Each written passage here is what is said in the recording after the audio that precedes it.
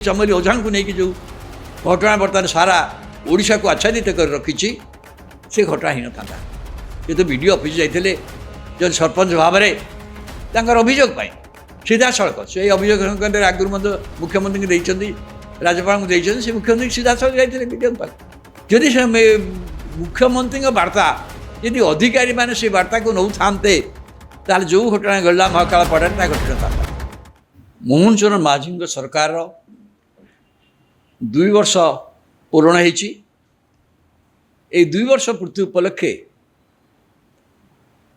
राज्य सरकार को ओडिशावासी की सरकार को समर्थन कहतु प्रशंसा कहतु उपलब्धि विषय जनसाधारण को अवगत करने खोद प्रधानमंत्री नरेंद्र मोदी एवं भारत महामहिम राष्ट्रपति द्रौपदी मुर्मू जी के होचंदी ओडिशार झियो मयूरभंजर झियो से माने आसुचंदी रायरंगपुर सभा हम ये रायरंगपुर सभा हम एवं आ भितर निजे पुलिस डीजी अन्य पुलिस उच्च कर्तृपक्ष सहित जाई सीठी निरापत्ता व्यवस्था को जांच करिसेंती 130 प्लाटून पुलिस फोर्स से रे कौन कौन हम सब व्यवस्था करिसेंती किंतु यही सब व्यवस्था पर गत काली गोटे अत्यंत अभावनीय घटना गत काली परदिन राति घटी गोटे नाबालिका को कार रे आसी लोक मैंने टेकी नहीं गणदुष्कर्म कर 2 जन से आसुते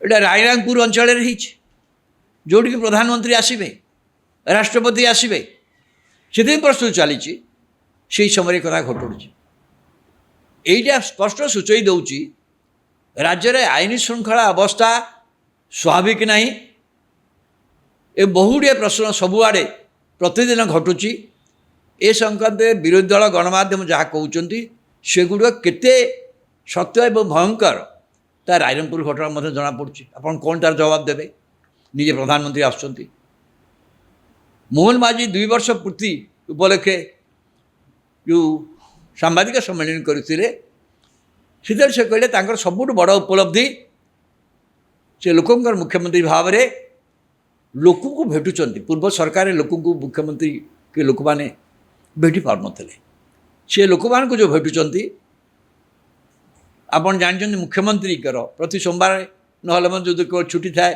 से छाड़ीदे से लोक मान भेटुंट लोक मान जो भेटा भितर से सबुठ बड़ उपलब्धि बोली से कहते सबुठ बड़ उपलब्धि शासन जे से लोक को भेटुंट से लोकंर मुख्यमंत्री भाव काम कर लोक कथा शुणुंट बड़ कथा गणतंत्र राष्ट्र राज्यर मुख्य लोक मान कथा शुणे संबंध बढ़िया धरण मेसेज से देले से मेसेजर अर्थ हूँ कौन मुख्यमंत्री कौन राज्यर सबुआड़े सबु जिले सब ब्लॉक सब गाँव में अच्छा नुहे मुख्यमंत्री यही निर्देश देवा अर्थ यही कार्य करने अर्थ राज्य में जिते अधिकारी जो जगार अच्छा से सबु जगार से कलेक्टर हूँ एसपी हूँ से सब बीडीओ हूँ बा अन्य जेकोसी अधिकारी हूँ से लोक कथा शुणे यही बार्ता निजे मुख्यमंत्री दौरान ये सब बड़ उपलब्धि भाव से कहते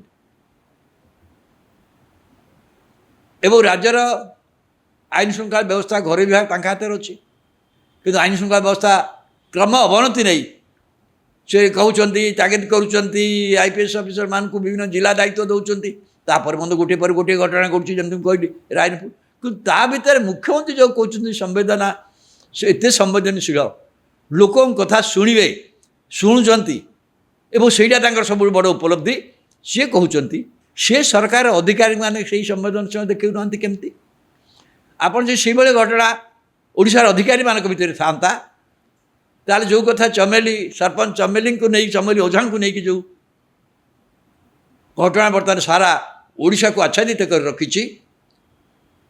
से घटना ही न था ये तो वीडियो ऑफिस जाते जो सरपंच भाव में अभियोग सीधा सड़क से अभियोग आगुरी मुख्यमंत्री देखते राज्यपाल को देखते से मुख्यमंत्री सीधा सड़क जाते वीडियो जदि से मुख्यमंत्री वार्ता यदि अधिकारी मैंने से वार्ता को नौ था जो घटना घटला महाकाल पड़ा घटना था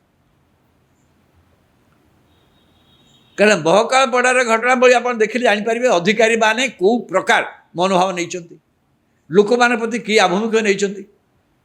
ଅଧିକାଂଶ ବିଡ଼ିଓ ହୁଅନ୍ତୁ, ପୋଲିସ ଅଧିକାରୀ ହୁଅନ୍ତୁ, ସେମାନେ ଲୋକଙ୍କୁ ତ ଛାଡ଼ନ୍ତୁ, ଇଭିନ୍ ସରପଞ୍ଚମାନଙ୍କୁ ଅଧିକାଂଶ ବିଡ଼ିଓ ସରପଞ୍ଚମାନଙ୍କୁ ତାଙ୍କ ସବଅର୍ଡିନେଟ୍ ବୋଲି ଭାବୁଛନ୍ତି।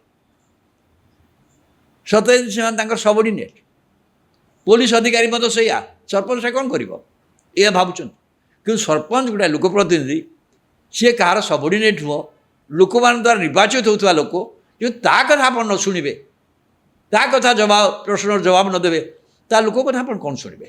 ତେଣୁ ମୁଖ୍ୟମନ୍ତ୍ରୀ ଯେଉଁ ବାର୍ତ୍ତା, ଯେଉଁ ସନ୍ଦେଶ ଦେଉଛନ୍ତି ବା 2 ବର୍ଷ ପୂର୍ତ୍ତି ପରେ କହିଲେ ସେଇଟା ତାଙ୍କର ବଡ଼ ଉପଲବ୍ଧି ବୋଲି କହୁଛନ୍ତି, ତାଙ୍କ ଅଧିକାରୀମାନେ ସେ କଥା ଶୁଣୁଛନ୍ତି କି? ମୁଁ ସେ କଥାର ଡିଟେଲ୍ ଚାମେଲି ଓଝା ଘଟଣାକୁ ଯିବି ନାହିଁ। ମାମଲା ବର୍ତ୍ତମାନ ତ କୋର୍ଟରେ ଅଛି, ତା ବିଷୟରେ ବହୁତ କଥା ଚାଲିଛି। କିନ୍ତୁ ଏଇ ମନୋଭାବ ଯଦି ନେଇଥାନ୍ତେ ତାହେଲେ କଥା ହେଇଥାନ୍ତା କି? କେବଳ ଅଭିଯୋଗ କରି ଯାଇଥିବା ଗୋଟିଏ ନିର୍ବାଚିତ ପ୍ରତିନିଧି ତା କଥା ଶୁଣିବା ପରିବର୍ତ୍ତେ ଗଣ୍ଡଗୋଳ କରି ତାକୁ ଜେଲକୁ ପଠାଇ ନଥାନ୍ତେ। ତାପରେ ତ ଥରେ ଜେଲକୁ ପଠାଇ, ତାପରେ ଦଫା ମନ ଇଚ୍ଛା ଦଫା ଲାଗିବ, ଦଫା କେମିତି ଲାଗେ ଆମେ ଜାଣିଛୁ। ସେଇଟା ବଡ଼ କଥା ନୁହେଁ। କଥା ହେଉଛି ଏଇ ଘଟଣା ହେଉଛି ମାନସିକତା, ଯେଉଁଟା ମୁଖ୍ୟମନ୍ତ୍ରୀ ବଦଳାଇ ଚାହୁଁଛନ୍ତି। ଠିକ୍ ସେଇ କଥା ହେଉଛି ଆଜିର ଆଇନ ଶୃଙ୍ଖଳା ଅବସ୍ଥା। ମୁଖ୍ୟମନ୍ତ୍ରୀ ବାରମ୍ବାର କହୁଛନ୍ତି, ସରକାର ବାରମ୍ବାର କହୁଛନ୍ତି ଆଇନ ଶୃଙ୍ଖଳା ଅବସ୍ଥା ଡିଟୋରିଏଟ୍ କରୁଛି। ଡିଟୋରିଏଟ୍ କରୁ କାହିଁକି ଡିଟୋରିଏଟ୍ କରୁଛି? କାରଣ ଆଇନ ଶାସନ କି ମାନେ ହୁଅନ୍ତୁ, ଜିଲ୍ଲାପାଳ ହୁଅନ୍ତୁ, ଏସ୍ପି ହୁଅନ୍ତୁ, ପୋଲିସ ଅଧିକାରୀ ହୁଅନ୍ତୁ। ମୁଁ କହିଲି ପରା ରାଇନପୁର ଘଟଣା, ଯେଉଁଠି ପୋଲିସ ଡିଜି ଗଲେଣି, ପ୍ରଧାନମନ୍ତ୍ରୀ ରାଷ୍ଟ୍ରପତି ଆସିବେ, ସେଥିପାଇଁ ସୁରକ୍ଷା ବ୍ୟବସ୍ଥା ଯାଞ୍ଚ କରୁଛନ୍ତି। ତାର ସିଏ ଆସିବାର 4-5 ଦିନ ପରେ ସେଠି ଗଣଦୁଷ୍କର୍ମ ଘଟୁଛି। କେମିତି ହେଇପାରୁଛି? ଲୋକଙ୍କର ଭାବୁଛନ୍ତି ଅପରାଧୀମାନଙ୍କୁ ପୁରା ଜବତ କରିବା ପାଇଁ ଏଠି ଅପରାଧୀ କ'ଣ ଏନକାଉଣ୍ଟର କ'ଣ କରିବେ?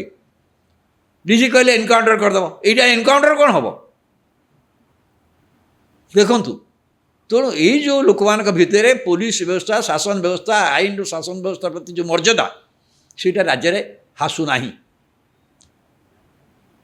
ସେତେବେଳେ ଏଇ ଛୋଟ ଛୋଟ ଘଟଣା ମଧ୍ୟ ଲୋକ ଟ୍ରାନ୍ସଫର ହେଇଯାଉଥିଲେ, ଇଏ ହେଇଯାଉଥିଲେ, ଆକ୍ସନ୍ ହେଉଥିଲା। ସେଇଟା ମଧ୍ୟ ଅନେକ କ୍ଷେତ୍ରରେ ଆମେ ବିଳମ୍ବିତ କରିଦେଉଛୁ। ସେ ଯାହା ହଉ, ଓଡ଼ିଶାରେ ମୁଖ୍ୟମନ୍ତ୍ରୀଙ୍କର ଯେଉଁ ବାର୍ତ୍ତା ସନ୍ଦେଶ କହୁଛନ୍ତି ବାରମ୍ବାର, କିନ୍ତୁ ଅଧିକାରୀମାନେ ତାକୁ କରୁନାହାନ୍ତି। ଦେଖନ୍ତୁ, ପର୍ଟିକୁଲାରଲି ଗୋପାଳପୁର ଘଟଣା, ଗୋପାଳପୁର ଯେଉଁ ଘଟଣା ଘଟିଥିଲା, ଗତ ବର୍ଷ ଘଟିଥିଲା ବୋଧହୁଏ, ସାରା ବିଶ୍ୱ ଆତଙ୍କିତ ହୋଇଯାଇଥିଲା ଗୋପାଳପୁର ଘଟଣା ନେଇ।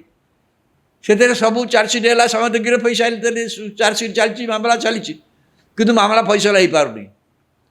କାରଣ ସେ ମାମଲାରେ ସାକ୍ଷୀ ମଧ୍ୟ କମ୍ପ୍ଲିଟ୍ ହେଉନାହାନ୍ତି, ସାକ୍ଷୀ ଦେବାକୁ ଲୋକ ଆସୁନାହାନ୍ତି, ସାକ୍ଷୀ ଦିଆ ହେଇନି। ଆମେ ପୋଲିସ ଅଧିକାରୀମାନେ ଏତେ ବଡ଼ ଗୋଟେ ଘଟଣା ଘଟିଲା, ଆମେ ସେଇ ଅନୁସାରେ କରୁଛୁ କି? ତାହେଲେ ତ ମେସେଜ ଯିବ ଅପରାଧୀମାନଙ୍କ ଭିତରକୁ ଯେ ନାଇଁ, ଆପଣ ଏମିତି କଲେ ଆପଣ ତ୍ରାହି ନାହିଁ ଆପଣଙ୍କର। ଯେଉଁ କାରଣ ପାଇଁ ଗୋପାଳପୁରରେ ଏ କଥା ଅନ୍ଧକାର ହେଇଯିବା ଦୋଷ ହୋଇଥିଲା, ତାପରେ କହିଲେ ନାଇଁ ଆଲୋକ ସଜ୍ଜା ହେବ। ଏବେ ମଧ୍ୟ ସେଇ ଅନ୍ଧକାର ଅବସ୍ଥାରେ ଅଛି। ଆଲୋକ ସଜ୍ଜା ହେଲାଣି କି? ତ ଏଇ ଯେଉଁ କଥା ଗୁଡ଼ାକ ରାଜ୍ୟରେ ଘଟୁଛି, ସେଥିପାଇଁ ଆପଣ କାହାକୁ ଦେବେ ଦୋଷ?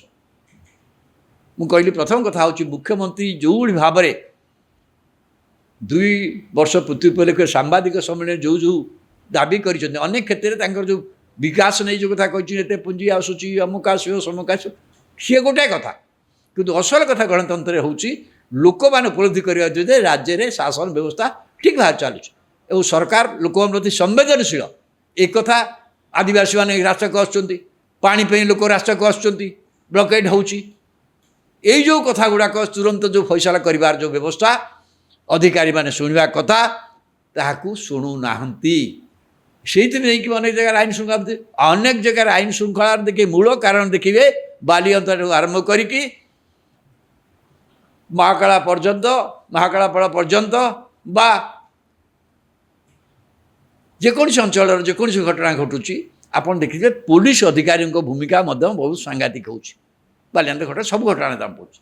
ତ ତାକୁ ସବୁ ସମ୍ଭାଳିବାର ଦାୟିତ୍ୱ ବର୍ତ୍ତମାନ ଆସିଛି। ଆଉ ଚାମେଲି ଓଝାଙ୍କ ଘଟଣା ଓଡ଼ିଶା ଶାସନ ପାଇଁ, ପ୍ରଶାସନ ପାଇଁ ଗୋଟେ ବଡ଼ ବଡ଼ ପ୍ରଶ୍ନ ଆଜି ସୃଷ୍ଟି କରିଛି ଯେ ସେମାନେ ଠିକ୍ ଭାବରେ ଶାସନ ବ୍ୟବସ୍ଥା ଚଳିବ। ଏବଂ ଏମାନେ ଯେଉଁମାନେ ଏଥିରେ ଅଧିକାରୀମାନେ ଅଛନ୍ତି, ମୁଖ୍ୟମନ୍ତ୍ରୀ କ'ଣ କରିବେ ଯଦି ତାଙ୍କ ବିଧାୟକମାନେ ସେ ଅନୁସାରେ ନ ଯିବେ, ତାଙ୍କ ମନ୍ତ୍ରୀମାନେ ସେ ଅନୁସାରେ ନ ଯିବେ, ସେଠିକା ମହାକାଳପାଡ଼ ବିଧାୟକ, ମହାକାଳପାଡ଼ର ଅଧିକାରୀମାନେ, ଜିଲ୍ଲାପାଳ କି ସକ୍ରିୟତା ଅବଲମ୍ବନ କରିଛନ୍ତି, এই ପ୍ରଶ୍ନ ତ ନିଶ୍ଚୟ ଆସିବ ନା।